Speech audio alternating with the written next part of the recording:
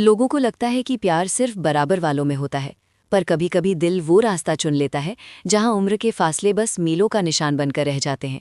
ऐसी ही एक कहानी थी मीरा और राजेश की, जहां दुनिया की नज़र में उम्र का फासला एक गहरी खाई जैसा था, पर उनके दिल की धड़कनों ने उस खाई पर एक ऐसा पुल बना दिया जिसकी नींव सिर्फ विश्वास और सच्ची चाहत पर टिकी थी। मीरा एक 21 साल की लड़की, जो छोटे शहर से बड़े सपनों के साथ दिल्ली आई थी। यहाँ की चकाचौंध और भीड़ में वो अक्सर खुद को अकेला महसूस करती थी। उसके दिन कॉलेज और शामें लाइब्रेरी में बीतती थीं, जहाँ किताबों के पन्नों में उसे अपने सवालों के जवाब और दिल को सुकून मिलता था। लाइब्रेरी का नाम था ज्ञानकोश और उसे चलाने वाले थे राजेश अंकल। नहीं, राजेश अंकल नहीं, राजेश साहब। वो 50 के पार होंगे। उनके बाल थोड़े सफ़ेद हो चुके थे और आंखों में एक अजीब सी शांति थी, जैसे उन्होंने जीवन के सारे रंग देख लिए हों और अब बस शांत समंदर की तरह स्थिर हो गए हों। उनकी आवाज़ में भी एक ठहराव था जो मीरा को हमेशा अच्छा लगता। मीरा पहली बार जब लाइब्रेरी में गई थी तो थोड़ी घबराई हुई थी। बड़ी बड़ी किताबें और शांत माहौल देखकर उसे लगा था कि कहीं कुछ गलती ना हो जाए। राजेश साहब ने उसे देखकर हल्की सी मुस्कान दी थी। आइए बेटी, किस तरह की किताबें चाहिए? उनकी आवाज़ में इतना अपनापन था कि मीरा का डर तुरंत भाग गया। उसने अपनी पढ़ाई से जुड़ी कुछ किताबें मांगी और राजेश साहब ने बिना कुछ पूछे एकदम सही किताबें निकाल कर दे दी। उस दिन से मीरा का रोज़ का ठिकाना वो लाइब्रेरी बन गई थी। मीरा को दिल्ली में कोई दोस्त नहीं मिला था। हॉस्टल की लड़कियां अपनी दुनिया में मस्त रहती थीं। घर की याद आती तो उदास हो जाती। राजेश साहब ने धीरे धीरे मीरा को समझा। वो देखते थे कि कैसे मीरा कभी कभी किताब खोलकर बस खो जाती है, पढ़ती नहीं, बस पन्नों को देखती रहती है। एक दिन जब वो चाय पी रहे थे तो मीरा भी वहीं बगल वाली कुर्सी पर बैठी थी। उसकी आंखें नम थीं। राजेश साहब ने देखा और बिना कुछ कहे अपनी चाय का कप उसे बढ़ा दिया। लो, पी लो, मन शांत होगा। मीरा ने बिना सोचे कप ले लिया और एक घूंट पीते ही उसे ऐसा लगा जैसे किसी अपने ने उसे सहारा दिया हो। क्या बात है बेटी, परेशान दिख रही हो? राजेश साहब ने प्यास से पूछा। मीरा ने हिचकिचाते हुए बताया, कुछ नहीं साहब, बस घर की याद आ रही थी और पढ़ाई का भी बहुत दबाव है। राजेश साहब ने मुस्कुराते हुए कहा, घर की याद आना तो लाजमी है, आखिर नया शहर है, पर घबराना मत, धीरे धीरे सब ठीक हो जाएगा। और पढ़ाई, वो तो मेहनत करने से आसान हो जाती है। उन्होंने फिर उसे कुछ अच्छी किताबें बताईं जो मन को हल्का कर सकती थीं।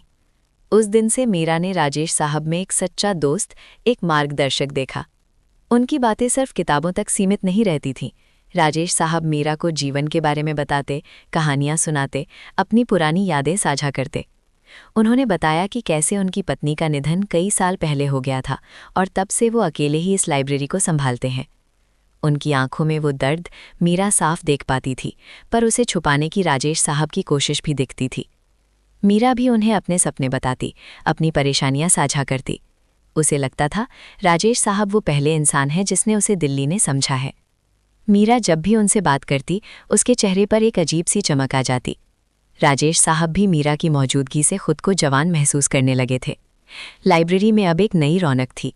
राजेश साहब, जो पहले बस चुपचाप अपनी दुनिया में रहते थे, अब मीरा के साथ हंसते, मुस्कुराते और नई नई बातें करते।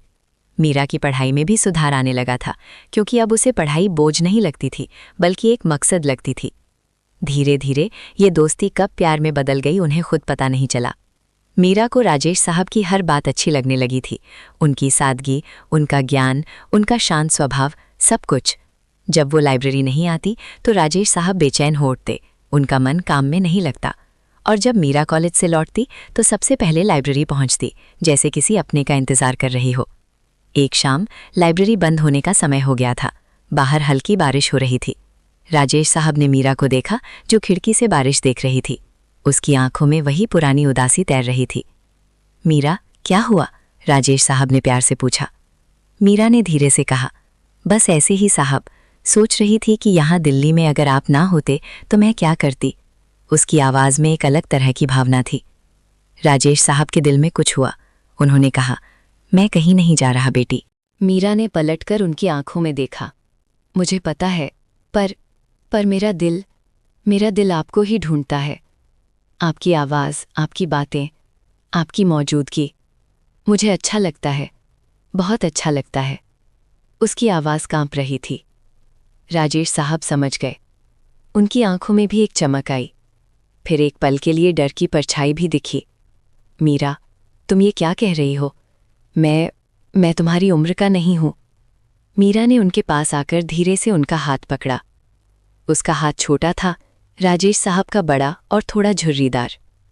उम्र क्या होती है राजेश साहब? दिल जब किसी को चाहता है तो वो ये सब नहीं देखता। मुझे आप चाहिए, आपका साथ चाहिए। मुझे नहीं पता ये क्या है, पर मुझे आपके बिना अधूरापन महसूस होता है। राजेश साहब खामोश रह गए। उन्होंने अपना हाथ नहीं हटाया। मीरा के हाथों की गर्मी उनके दिल तक पहुंच रही थी। उन्हें भी लग रहा था कि उनका अकेलापन अब खत्म हो सकता है, कि वो भी फिर से प्यार कर सकते हैं, जी सकते हैं। पर समाज, दुनिया, उनकी उम्र, सब कुछ उनके दिमाग में घूमने लगा। मीरा, तुम अभी बच्ची हो। तुम्हें नहीं पता कि ये कितनी बड़ी बात है। लोग क्या कहेंगे? तुम्हारे माता पिता? राजेश साहब ने बड़ी मुश्किल से कहा। लोग क्या कहेंगे मुझे परवाह नहीं। मुझे पता है कि मैं क्या चाहती हूँ। और मेरे माता पिता? वो तो दूर हैं। मुझे यहाँ बस आप मिले हैं, जो मुझे समझते हैं, मुझे प्यार करते हैं। मीरा की आंखों में आंसू थे, पर उसके स्वर में दृढ़ता थी। उस रात राजेश साहब सो नहीं पाए। मीरा की बातें, उसका विश्वास, उसके प्यार भरे शब्द उनके कानों में गूंज रहे थे। उन्हें लगा कि शायद कुदरत ने उन्हें एक और मौका दिया है, जीने का, प्यार करने का। मीरा जैसी मासूम और सच्ची लड़की को वो कैसे छोड़ सकते थे? उन्होंने तय किया कि वो मीरा का साथ देंगे, चाहे कुछ भी हो जाए।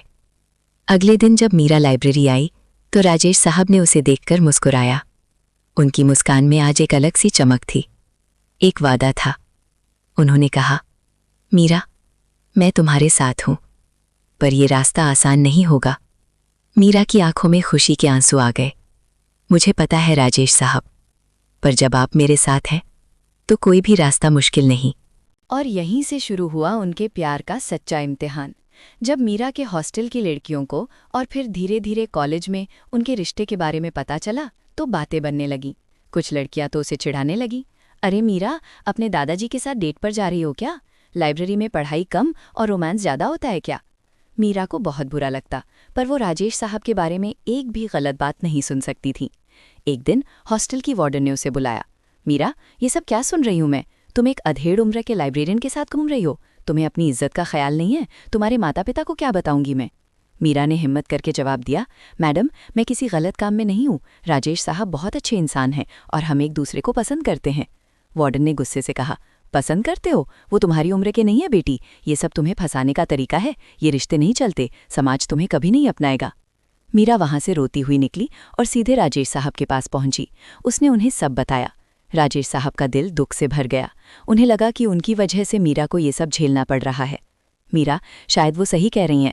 मुझे तुम्हें ये सब झेलने नहीं देना चाहिए। मैं तुमसे दूर, राजेश साहब कहने लगे। मीरा ने बीच में ही उन्हें रोक दिया। नहीं, ऐसा मत बोलिए, मुझे कोई परवाह नहीं। अगर आप भी मेरा साथ छोड़ देंगे तो मैं क्या करूंगी? मैंने आपको चुना है और मैं अपने फैसले पर कायम हूँ। उनकी आंखों में इतना सच्चा प्यार था कि राजेश साहब फिर से शांत हो गए। उन्होंने मीरा का हाथ अपने हाथों में लिया और कहा, ठीक है, हम मिलकर इस दुनिया का सामना करेंगे। हम किसी से नहीं डरेंगे। ये बात धीरे धीरे और फैली। मीरा के दूर के चाचा चाची जो दिल्ली में रहते थे, उन्हें भी पता चला। वो सीधे लाइब्रेरी आ गए। मीरा, ये क्या बकवास है? तुम अपने से दुगनी उम्र के आदमी के साथ ये सब कर रही हो? हमने तुम्हें पढ़ने के लिए दिल्ली भेजा था, ऐसे गंदे काम करने के लिए नहीं। तुम हमारे खानदान का नाम खराब कर रही हो, चाचा ने गुस्से से कहा। राजेश साहब ने बीच में आकर कहा, देखिए, आप मीरा से ऐसे बात मत कीजिए। हम दोनों ने सोच समझकर फैसला लिया है। चाची ने राजेश साहब की तरफ देखा। आप अपनी उम्र तो देखिए, आपकी बेटी जैसी है ये लड़की। शर्म नहीं आती आपको? इसे बहका रहे हैं? राजेश साहब ने शांत होकर कहा, शर्म मुझे क्यों आएगी? क्या किसी से प्यार करना गलत है? क्या उम्र देखकर प्यार किया जाता है? मीरा और मैं एक दूसरे को समझते हैं, सम्मान करते हैं, और मैं इसे बहका नहीं रहा, बल्कि मैं इसे वो सहारा दे रहा हूँ जिसकी इसे ज़रूरत है। बहुत देर तक बहस हुई। चाचा चाची ने धमकी दी कि वो मीरा को वापस छोटे शहर ले जाएंगे या फिर उसे हॉस्टल से निकालकर कहीं और रखेंगे। लेकिन मीरा अडिग थी, मैं कहीं नहीं जाऊंगी। अगर आप मेरे इस रिश्ते को नहीं मानते तो मैं आपसे भी कोई रिश्ता नहीं रखूंगी। आखिरकार चाचा चाची हार मान गए, लेकिन उन्होंने मीरा से नाता तोड़ लिया।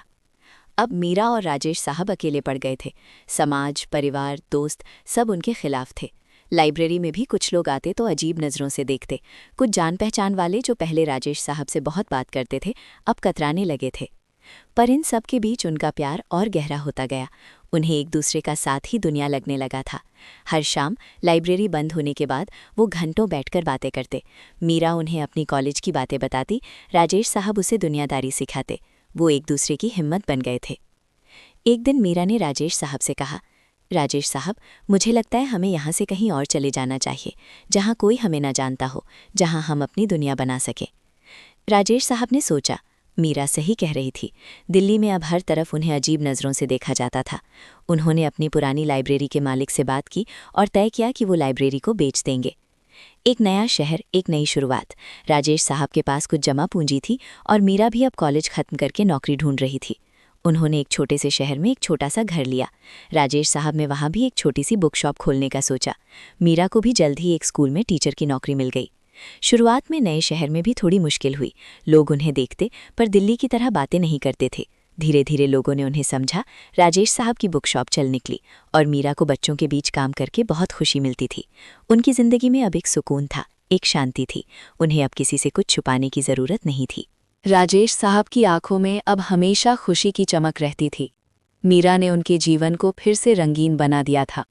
और मीरा, जो पहले अकेली और डरी हुई थी, अब राजेश साहब के साथ खुद को सबसे सुरक्षित महसूस करती थी।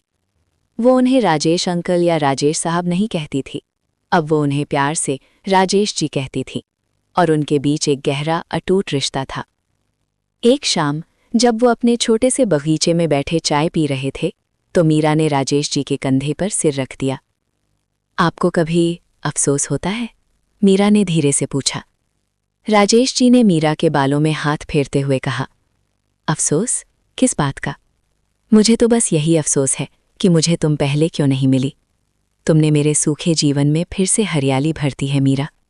मुझे तुमसे प्यार करके कभी अफसोस नहीं होगा। मीरा मुस्कुराई। मुझे भी। दुनिया चाहे कुछ भी कहे, मुझे बस आपका साथ चाहिए। राजेश जी ने उसका हाथ थामा और बोले, और मेरा साथ हमेशा तुम्हारे साथ रहेगा। सूरज ढल रहा था और आसमान में नारंगी रंग बिखर रहा था। वो दोनों एक दूसरे में खोए हुए थे। उनकी आंखों में एक दूसरे के लिए अथाह प्यार और विश्वास था। उनकी कहानी दुनिया के लिए भले ही अजीब थी, पर उनके लिए वो एक ऐसी सच्ची और पाक मोहब्बत की कहानी थी जिसने उम्र के हर बंधन को तोड़कर सिर्फ दिलों को जोड़ा था। उन्होंने साबित कर दिया था कि प्यार की कोई उम्र नहीं होती, कोई सीमा नहीं होती। बस एक सच्चा दिल चाहिए जो बिना शर्त किसी और के लिए धड़कना जानता हो। और शायद यही प्यार की सबसे खूबसूरत परिभाषा भी है।